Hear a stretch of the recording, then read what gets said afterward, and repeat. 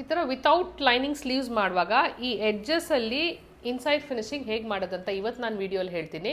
ಇದೇ ಥರ ರೆಗ್ಯುಲರಾಗಿ ನಿಮಗೂ ಸ್ವಿಂಗ್ ಟಿಪ್ಸ್ ಬೇಕಂದರೆ ನಮ್ಮ ಚಾನಲ್ನ ಫಾಲೋ ಮಾಡಿ. ಸೊ ನಾರ್ಮಲಿ ಈ ಥರ ಫೋಲ್ಡ್ ಮಾಡಿ ಅಯನ್ ಮಾಡ್ಕೊಳ್ಳಿ.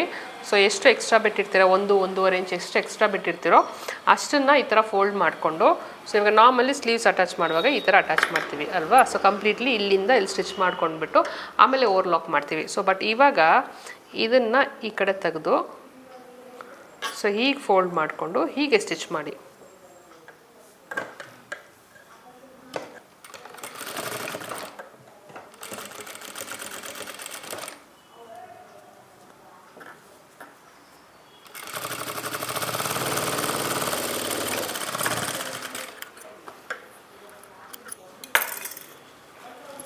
ಸೊ ಈ ಥರ ಸ್ಟಿಚ್ ಮಾಡಿದ್ಮೇಲೆ ನಮಗೆ ಸ್ಲೀವ್ಸು ಈ ಥರ ಬಂದಿರುತ್ತೆ.